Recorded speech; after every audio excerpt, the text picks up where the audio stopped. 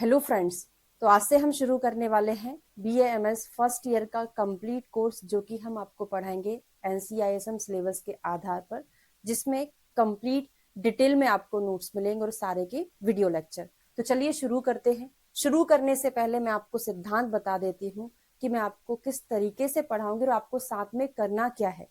तो सबसे पहले तो एक श्लोका की डायरी बनाना है, ठीक है, क्योंकि आपके श्लोक जितने स्ट्रांग होंगे, पीजी की तैयारी आप जब करेंगे तो आपको उतना ही फायदा मिलेगा। इसका मतलब ये नहीं कि मैं आपको 1000, 1200, 1500 श्लोक याद कराऊंगी, इतना ज्यादा नहीं, बहुत ज्यादा जो इम्पोर्टेंट श्लोक है। और जब आप एग्जाम में बैठते हैं, लिखते हैं, तो श्लोक लिखने से बहुत अच्छा इफेक्ट पड़ता है। और जब आप अच्छे वैद्य बनते हैं, तो अगर आपको श्लोका अच्छे से आते हैं तो आपका नॉलेज अलग ही दिखता है, ठीक है। तो क्या करना है, श्लोक की डायरी बनाना है। जो जो श्लोक मैं यहाँ पे बताऊंगी वो लिखना है। ऐसा नहीं कि नोट्स में तो दिए हैं तो नोट्स मिलेंगे तब हम उसमें से याद करते रहेंगे, ऐसा नहीं। श्लोक श्लोक की डायरी अलग होना चाहिए। जैसे मैं फॉलो करती थी वही चीज मैं आपको बताऊंगी। मेरा नियम था, सुबह उठे, फ्रेश फ्रेश सब अपना दिनचर्या से, उसके बाद हमको श्लोक रिवाइज करना है। डेली रिवाइज करती थी, केवल रीड करती थी, है ना। 50 श्लोक जैसे मैंने डेली रिवाइज किया, 8 दिन में कंठस्थ हो जाते थे। फिर उनको अगले हफ्ते 2-2 दिन में रिवाइज किया, फिर उसके बाद मैंने हफ्ते में 2 बार रिवाइज किया। तो ऐसे करके वो याद हो जाते। केवल रीड करना है, फोकस नहीं करना। लेकिन पहली बार जब आप श्लोक याद करते हो, तब फोकस करके उसको याद कैसे करना है वो मैं आपको बताऊंगी, ठीक है। तो आज की क्लास से हम क्रिया शारीर स्टार्ट करने वाले हैं, फर्स्ट पेपर स्टार्ट करने वाले हैं। तो फर्स्ट पेपर में क्या क्या सिलेबस था, जैसे मैंने पिछली बार आपको बता दिया था, जो हमारा ओरिएंटेशन लेक्चर हुआ था। तो इसमें पेपर फर्स्ट में 2 पार्ट हैं। 2 पार्ट में हम फर्स्ट पार्ट शुरू करने वाले हैं। फर्स्ट पार्ट का पेपर फर्स्ट का भी फर्स्ट पार्ट शुरू करने वाले हैं, जो 60 नंबर का क्वेश्चन आता है। इसमें क्या क्या हम पढ़ेंगे, शारीर पढ़ेंगे, है ना। क्रिया शारीर क्या है, हमारा शरीर क्या है, त्रिगुण क्या है, त्रिदोष क्या है, बेसिक प्रिंसिपल ऑफ आयुर्वेदा, दोष धातु मल त्रिदोष के बारे में, वात पित्त कफ के बारे में डिटेल, उनका स्थान, उनकी निरुक्ति, व्युत्पत्ति, कर्म, है ना, स्थान, ये सारी चीजें पढ़ेंगे। क्रियाकाल, प्रकृति और मानस प्रकृति, आहार, अग्नि, आहार पाक, इतनी चीजें पढ़ने वाले हैं। और सेकेंड पार्ट में हम पढ़ेंगे, ये तो इतनी पढ़ने वाले का इतना मतलब ऐसा नहीं, इसके तो 40-50 लेक्चर होंगे, क्योंकि बहुत अच्छे से हम पढ़ने वाले हैं, ठीक है।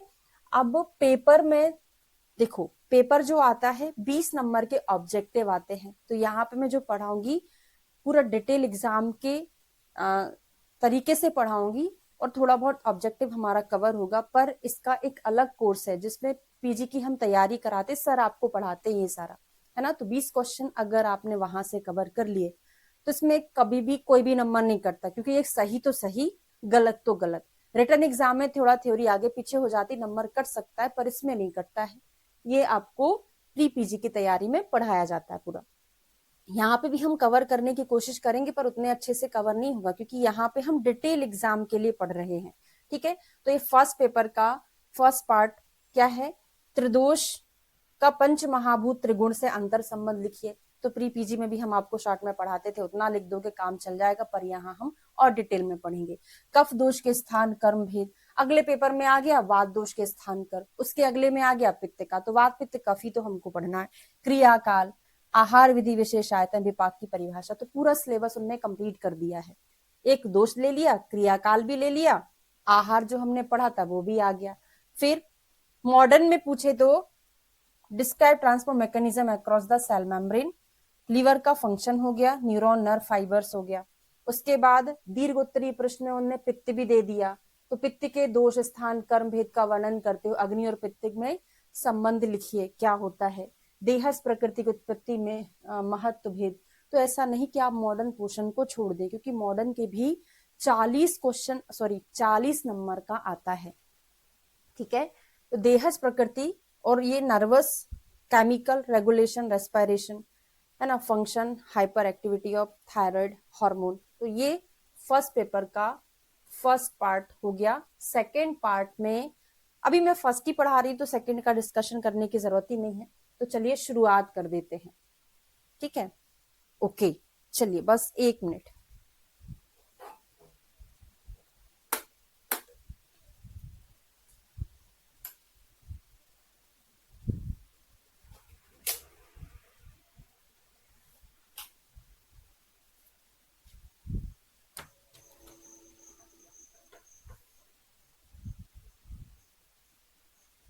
ओके, ठीक है, शुरू करते हैं।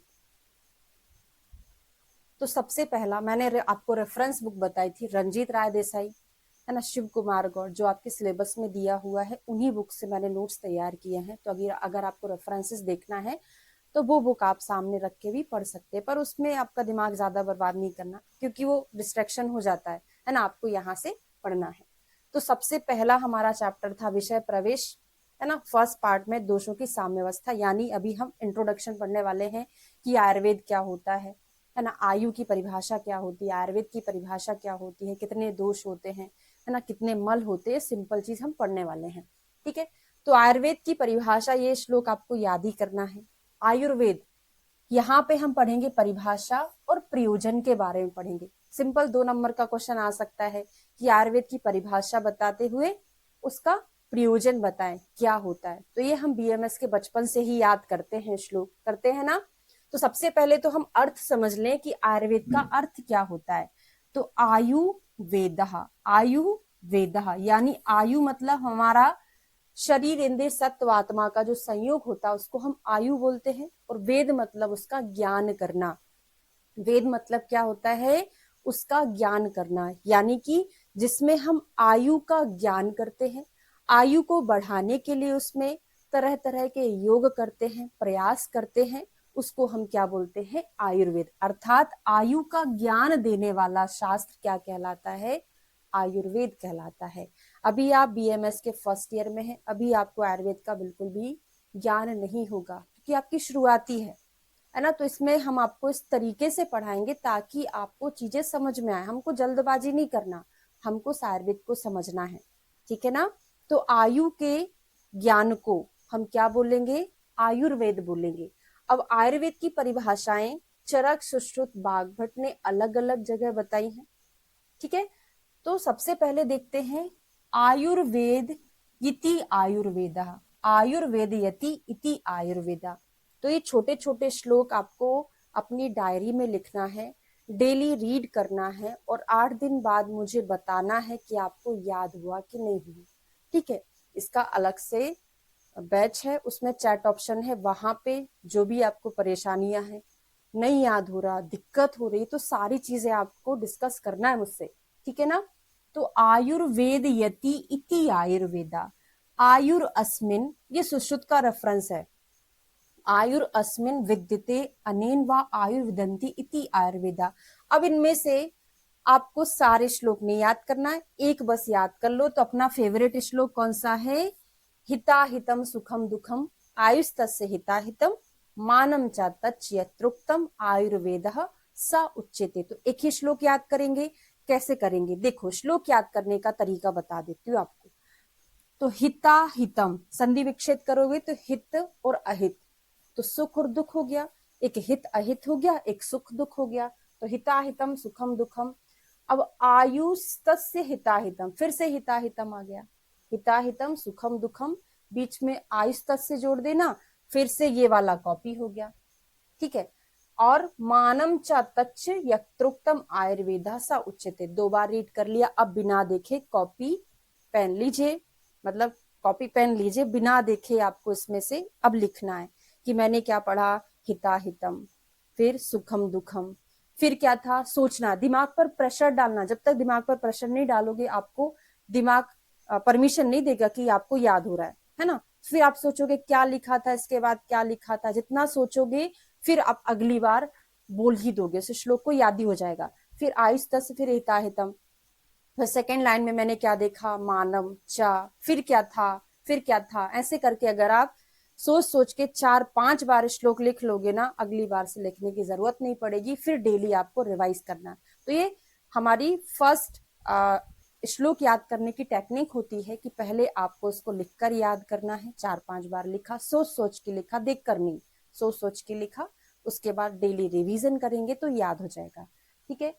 तो आयुर्वेद की परिभाषा पहले हमने क्या किया, हमने आयु को डिस्क्राइब कर दिया, आयुर्वेद को कि क्या होता है, दोनों का संधि विच्छेद, फ्लो चार्ट ऐसे करके आप एरो करके बना सकते हो कि आयु मतलब क्या है, वेद मतलब क्या है, फिर आयुर्वेद का मीनिंग क्या हो गया, फिर आयुर्वेद की परिभाषा में हमने एक श्लोक लिख दिया है, ठीक है। ये मैंने इसलिए डाला है अभी से आप थोड़ा सा आपकी आंखों के सामने से चला जाएगा, क्योंकि जब हम पीजी की तैयारी आपको कराते हैं उसमें आपको ये श्लोक भी बताते हैं कि किसका है, चरक का है, सुश्रुत का है, मीनिंग क्या है, कि वहां कॉम्पिटिटिव एग्जाम में ऐसे क्वेश्चन आते हैं, ताकि आप अभी से उसके हैबिचुअल हो जाएं कि हाँ भाई ऐसा भी कुछ है। ठीक है, चलिए आगे बढ़े। तो जिस शास्त्र में हितमय अहितमय सुखायु, हितमय अहितमय दुखायु तथा आयु के मान का वर्णन हो उसे हम आयुर्वेद कहते हैं। तो ये आयुर्वेद की परिभाषा कंप्लीट हुई। अब आयु की परिभाषा क्या है, आयु क्या होता है, आयुर्वेद तो पढ़ लिया, तो आयु क्या होता है। चरक सूत्र स्थान फर्स्ट का ही रेफरेंस है, शरीर, इंद्रिया, सत्व, आत्मा। इमेजिन कीजिए, श्लोक याद करा रही हूं, हमारा शरीर, हमारी इंद्रिया, हमारा सत्व यानी आत्मा, शरीर सत्व आत्मा, है ना। तो शरीर इंद्रिय सत्व आत्मा का जो संयोग है वही तो हमको धारण कराए हुए है शरीर को, धारी, तभी तो हम जीवित हैं। लिखना है, लिखकर याद करना है, शरीर इंद्रिय सत्व आत्मा संयोग इनका हुआ, ये धारण किए हुए है, तभी तो हम जीवित हैं। धारी जीवितम, तभी तो हम नित्य चल रहे हैं, हमारे संसार सागर से अनुबंध बना हुआ है ना। तो नित्यग, नित्यग श अनुबंधश्च, ये सारे पर्याय हैं किसके, आयु के। एक बार और रिवाइज करिए मेरे साथ, शरीर, इंद्रिया, सत्व आत्मा, संयोगो, धारी, जीवितम, है ना, ये हो गया। उसके बाद नित्य, अनुबंधश्च, पर्याय, आयु, उच्चते। चावा का उच्चारण मैंने इसलिए नहीं किया, आपको मुझे याद कराना है। ठीक है, तो ये हमने आज की क्लास में 2 श्लोक याद किए। आगे बढ़ते हैं। तो शरीर इंद्रिय सत्व आत्मा के संयोग को आयु कहते हैं, जिसके पर्याय धारी, जीवित, नित्य और अनुबंध हैं। तो आयुर्वेद क्या है, आयु क्या है, इसमें आपने टोटल 3 श्लोक याद किए और तीनों का मीनिंग समझा। इतना आप लिख दोगे, मोर देन क्या, बहुत ज्यादा सफिशिएंट है। ठीक है, अब आयु के 4 संयोग, फ्लो चार्ट बनाओगे, शरीर इंद्रिय मन और आत्मा, वही शरीर इंद्रिय सत्व आत्मा के संयोग को। तो श्लोक को भी मैं आपको एक चार्ट में याद करा रही हूँ, शरीर इंद्रिय सत्व और आत्मा के संयोग को हमने आयु कहा। अब आयुर्वेद के प्रयोजन, तो पहला ही क्वेश्चन हमारा चल रहा है, आयुर्वेद में हमने आयु समझा, वेद समझा, दोनों का मीनिंग समझा, आयु की डेफिनेशन अलग पढ़ी, आयुर्वेद की हमने अलग पढ़ी। ठीक है, अब इस आयुर्वेद का प्रयोजन क्या है, तो आचार्य चरक ने, आचार्य सुश्रुत ने 2 जगह आयुर्वेद का प्रयोजन बताया, मतलब एक एक जगह बताया। चरक ने सूत्र स्थान के पहले चैप्टर में, सॉरी गलत हो गया, चरक ने सूत्र स्थान के सबसे लास्ट चैप्टर में आयुर्वेद का प्रयोजन बताया। क्या बताया, 30वें चैप्टर में, स्वस्थस्य स्वास्थ्य रक्षणम आतुरस्य विकार प्रशमनम च। आचार्य सुश्रुत ने सूत्र स्थान के पहले ही चैप्टर में बताया, इह खलु आयुर्वेद प्रयोजनम व्याधिपसृष्टानाम व्याधि परिमोक्षा स्वस्थस्य रक्षणम च, ऐसे करके। ठीक है, चरक ने सूत्र के लास्ट में, सुश्रुत ने सूत्र के पहले चैप्टर में क्या बताया, प्रयोजन। तो आयुर्वेद के प्रयोजन क्या है, तो आयुर्वेद के 2 प्रयोजन हैं। पहला, चरक के अकॉर्डिंग अगर हम बात करें तो उन्होंने क्या बोला, स्वस्थस्य स्वास्थ्य रक्षणम, यानी पहले स्वस्थ पुरुष की स्वास्थ्य की रक्षा करना है। कैसे करोगे, दिनचर्या का पालन करो, ऋतुचर्या का पालन करो, ठीक है, पंचकर्म से शुद्धि कराओ शरीर की, तो इससे स्वस्थ व्यक्ति स्वस्थ रहेगा। बाय चांस व्यक्ति रोगी हो गया तो रोग का उपचार कराएंगे, उसमें भी पंचकर्मा काम करता, संशोधन करा दिया, शमन मेडिसिन दे दी। ठीक है, तो स्वस्थस्य स्वास्थ्य रक्षणम आतुरस्य विकार प्रशमनम च, चरक सूत्र स्थान का 30 का रेफरेंस है आचार्य चरक जी ने। अब यहाँ पे कॉम्पिटिटिव एग्जाम में क्या क्वेश्चन पूछा जाता है उसको भी हमको साथ में लेके चलना है। तो यहाँ पे रेफरेंस ये पूछा जाता है, पहले तो श्लोक कौन से आचार्य का श्लोक है ना, दूसरा कहां पर बताया, तो अभी अभी मैंने बताया कि चरक ने सूत्र के लास्ट में आयुर्वेद का प्रयोजन बताया, सुश्रुत ने सूत्र के पहले चैप्टर में आयुर्वेद का प्रयोजन बताया। 2 क्वेश्चन बन गए, है ना, कौन से चैप्टर में किसका श्लोक है। तीसरा, कॉम्पिटिटिव एग्जाम में ये क्वेश्चन बनता है कि आचार्य चरक ने पहले कौन सा प्रयोजन बताया, उन्होंने बोला पहले स्वास्थ्य की रक्षा करो भाई, उसके बाद रोगी की चिकित्सा करो। इन्होंने उल्टा बोला है, सुश्रुत यानी सर्जन, सर्जन के पास कौन जाता है, जो बीमार हो जाता है, उन्होंने पहले बीमारी की चिकित्सा बोला, बीमारी के बाद परिहार कर लो, स्वास्थ्य के लिए देखभाल कर लो। तो पहले उन्होंने क्या बोला, व्याधि की चिकित्सा, व्याधि सृष्टा नाम, उसके बाद व्याधि जब परिमुक्त हो जाएगी तो स्वास्थ्य की रक्षा करना है। तो श्लोका की डायरी में ये फेवरेट श्लोक होते हैं, इनको लिखना है ना, और मुझे 8 दिन बाद बताना है कि मैम अब हमको याद हो गया है, तभी तो मैं आपकी हेल्प कर पाऊंगी, कैसे करूंगी नहीं तो, है ना। तो आपको पहले लिखना है कि प्रयोजनम चास्य स्वस्थस्य स्वास्थ्य रक्षणम, स्वस्थ व्यक्ति की स्वास्थ्य की रक्षा होगी। अब आतुरस्य विकार प्रशमनम, आतुर के विकार को हम ठीक करेंगे। ऐसे इन्होंने क्या बोला, व्याधिपसृष्टानाम, व्याधि परिमोक्षा, फिर स्वस्थस्य रक्षणम चा। 4 ही शब्द तो हमको याद करने थे, ये तो बाएं हाथ का खेल है। आप नीट में कितनी मेहनत करे हो, है ना, 24 घंटे में से 18 घंटे पढ़ाई किए हो। अभी हमको बीएमएस पास करना है, साथ में कॉम्पिटेटिव एग्जाम की तैयारी करना, ये तो आपके बाएं हाथ का खेल है। आप लोग बहुत इंटेलिजेंट हैं, है ना, ये जनरेशन ही अलग है भाई, है ना। तो ये कोई लोड लेने की चीज नहीं है। इसके साथ आपको अपने फ्यूचर पर फोकस करना है। कैसे करेंगे, एग्जाम भी पास हो जाए आराम से, आप पीजी भी कर पाए, बिना एमडी के, बिना पीजी के आयुर्वेद में भी कोई फ्यूचर नहीं है आपका, है ना। उसके बाद गवर्नमेंट जॉब के बिना कोई फ्यूचर नहीं है, ठीक है। तो ये चीज आपके दिमाग में हमेशा से बिठा लीजिए। और एक और चीज मैं बोलना चाहूंगी, बाकी लेक्चर कंटिन्यू करने वाली हूँ, कि देखिए जब आप नीट करके आते हैं तो आपका दिमाग ये रहता है बीएमएस की हम डिग्री ले लेंगे और हम एलोपैथ क्लिनिक खोल लेंगे। कोई पेशेंट है, अगर उसको एलोपैथिक डॉक्टर के को दिखाना है तो मुझे रियलिटी में बताइए, वो ऐसे डॉक्टर के पास आएगा जो आजकल लोग पढ़े लिखे हैं, मूर्ख नहीं है कि आपकी डिग्री का नाम जो है और आप कुछ और कर रहे हैं तो आपसे, तो वो व्यक्ति अगर उसको एलोपैथ कराना है तो बीएमएस वाले डॉक्टर के पास आएगा जो एलोपैथी कर रहा है, कि प्योर एलोपैथी के पास जाएगा, है ना। तो ये तो सबको पता है कि डिग्री जिसने की है उसी के पास जाएगा। अगर उसको आयुर्वेद में दिखाना है तो अगर एलोपैथ वाला आयुर्वेद करेगा तो उसके पास थोड़ी ना जाएंगे, वो आयुर्वेद के पास ही आएंगे। तो ऐसा ही जो आपकी डिग्री है आपको उसी में ट्रीटमेंट करना, उसी में महारत हासिल करना है। कोविड के बाद आयुर्वेद का स्कोप बहुत बढ़ गया है, लोग जानने लगे हैं। तो अधिकतर जो अभी जैसे मैं हॉस्पिटल जाती हूँ, पेशेंट आते हैं तो वो एलोपैथ से एक्चुअल में वो एलोपैथ डॉक्टर भी आते दिखाने के लिए, है ना। और वो लोग भी एडवाइस करते हैं, गायनिक में पीडिया में तो बहुत ज्यादा एडवाइस करते हैं, किसको, आयुर्वेद को, ठीक है। तो अपनी पैथी पर आपको विश्वास रखना है, क्योंकि अभी आप फर्स्ट ईयर में है, मोरल थोड़ा सा डाउन रहता है, उस मोरल को डाउन नहीं हाई करके रखना है, ठीक है। समझ रहे हैं मेरी बात को। चलिए आगे बढ़े। तो ये हमारा एक टॉपिक कंप्लीट हो गया जिसमें हमने आयुर्वेद की परिभाषा और क्या देखा, प्रयोजन देखा। सेकंड हमारा टॉपिक है पुरुषार्थ क्या है। तो पुरुषार्थ या पुरुषार्थ चतुष्ट क्या है, धर्म अर्थ काम मोक्षाणाम आरोग्य मूलम उत्तमम। धर्म अर्थ काम मोक्ष, इन चारों के संयोग को हम पुरुषार्थ चतुष्ट कहते हैं, और यही आरोग्य का मूल है। कॉम्पिटिटिव एग्जाम में कैसा क्वेश्चन पूछा जाता है, पुरुषार्थ चतुष्ट में क्या आता है, धर्म अर्थ काम मोक्ष, ये पुरुषार्थ चतुष्ट में आता है। आरोग्य का मूल क्या है, ये कॉम्पिटिटिव एग्जाम में क्वेश्चन पूछा जाता है, आरोग्य मूलम उत्तमम।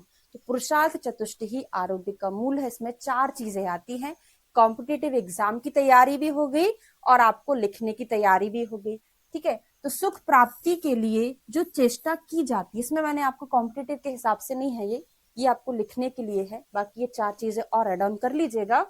तो पुरुषार्थ, हम सुख प्राप्ति के लिए जो भी चेष्टाएं करते हैं वो उसको हम क्या कहते हैं, पुरुषार्थ कहते हैं। और अंतिम ध्येय हमारा क्या है, मोक्ष है, यानी परलौकिक सुख है, ठीक है। पुरुषार्थ की 4 बातें, अप्राप्त की प्राप्ति करना, यानी जो नहीं है उसे प्राप्त करना, इससे हमको क्या मिलता है, स्वस्थ लाभ। जैसे स्वस्थ लाभ, प्राप्त की रक्षा करना, रक्षित की वृद्धि करना, और जो बढ़ गया है उसको त्याग देना, अनावश्यक को छोड़ देना, ठीक है। तो ये पुरुषार्थ चतुष्ट की 4 बातें हैं, है ना। तो इसको इस तरीके से आप समझेंगे। लौकिक सुख क्या होता है? भौतिक, इंद्रिय, धन, परिवार जो होता है। परलौकिक मुख, जन्म मरण से मुक्ति मिल जाएगी। थोड़ा सा रीड करिएगा, इतना ज्यादा आपको नहीं लिखना उसमें।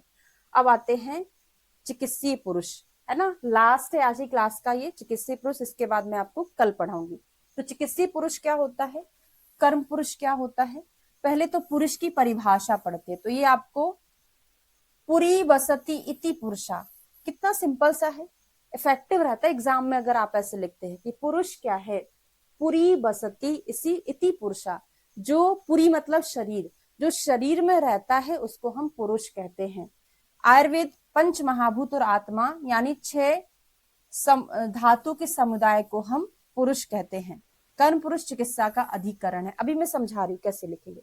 सबसे पहले तो आपको पुरुष की परिभाषा, खाद्य चेतना षष्टा धातवा पुरुषा स्मृता, शुरुआती यहीं से करेंगे, यहीं से नहीं, पूरी बसती इति पुरुषा से करेंगे। सेकंड नंबर पे आपको क्या करना है कि कर्म पुरुष के बारे में या चिकित्सीय पुरुष के बारे में वर्णन कीजिए। पर चिकित्सीय कर्म पुरुष यहाँ पे अभी आपके हिसाब से अलग अलग है ना, बीएमएस में लिखने के हिसाब से। पर जब आपको प्री पीजी में पढ़ाया जाएगा ये सब एक जैसा ही है, एक ही है। कर्म पुरुष है, षड धातु पुरुष है, चिकित्सीय पुरुष है, अधिकरण पुरुष है, ये सब एक जैसा ही है। राशि पुरुष भी वही रहता है ना। तो यहाँ पे खाद्य चेतना षष्टा धातवा पुरुषा स्मृता चरक का है। पंच महाभूति शरीरी समवाया पुरुष इत्युच्यते किसका है? सुश्रुत का है।